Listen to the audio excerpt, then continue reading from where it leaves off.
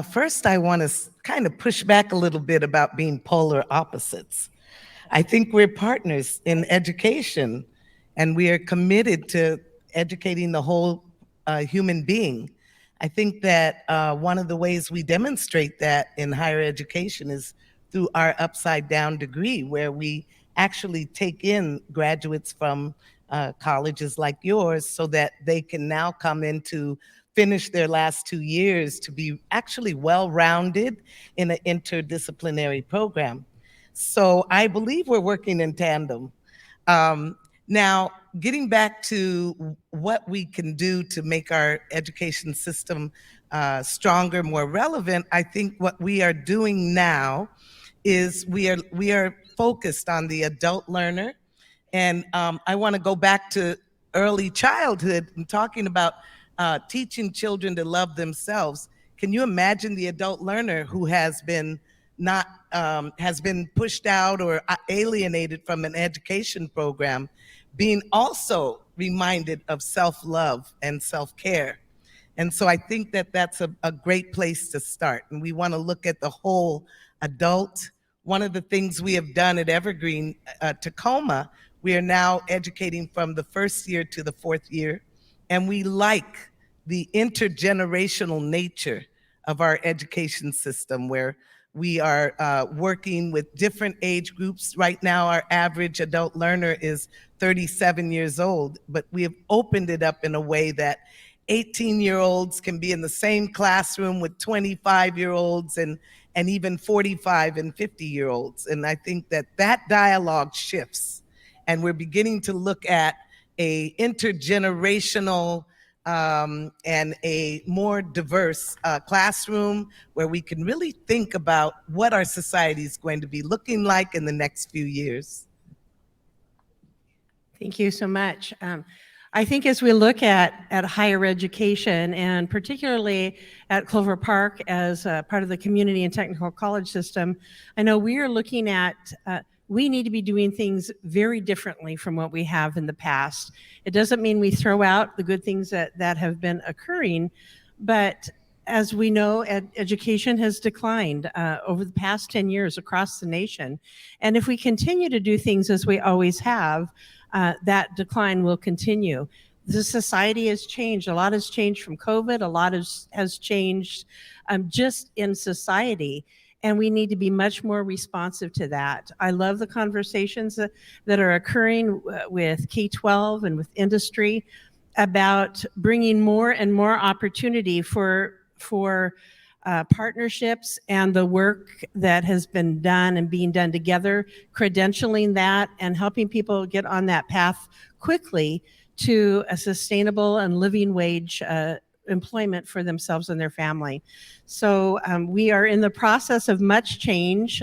As I think about things that have occurred over the last few years, we have engaged in a lot of change to help support our students. We've eliminated the entrance testing and now have directed self-placement. We have done eliminated the long pathway that students often got stuck in to get their math requirements out of the way. And now we have co-requisite math. We take services to the classrooms across our campuses. So a lot is being done and a lot more yet needs to be done. And the pace is moving quickly. We can't let this be a legacy scenario. It needs to be now.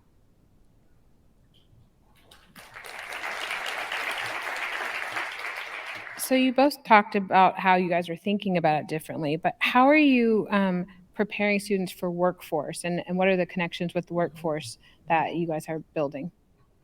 So when thinking about the workforce, one of the things that I think we're doing at Evergreen is, especially once they've gotten this background in technical fields, what we're looking at is creating a workforce that is looking at critical thinking, a workforce that is solving problems out in society, and one that is culturally fluid, so that we don't create walls between each other. Rather, we are finding ways to move in and out of different cultures.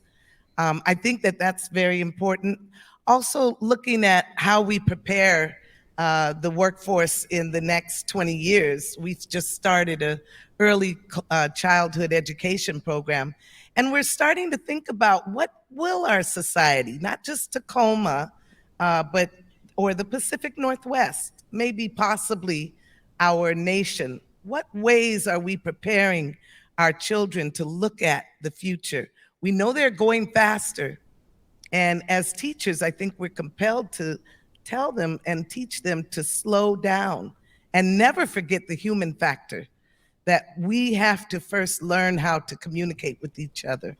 So that's an important aspect of their learning. So workforce education is certainly what we do at Clover Park, and we have many advisory committees to help keep us informed about the changes that are occurring within industry. I think as we look at our current scenario and our future needs, we need to be deepening that even more.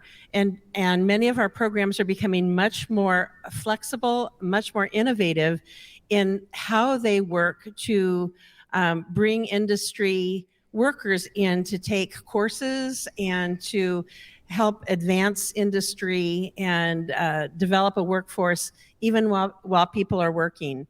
As an institution, we are looking at how we can work more closely with industry in terms of taking training that they are providing, being able to credential that, help their employees be able to move and up into new levels of the organization because of training that they've already had. So partnerships are really the route to go for us, and helping us become much more responsive and not just be build it and they will come to us, but be there and out in the community and responding quickly to the needs of our community. Right.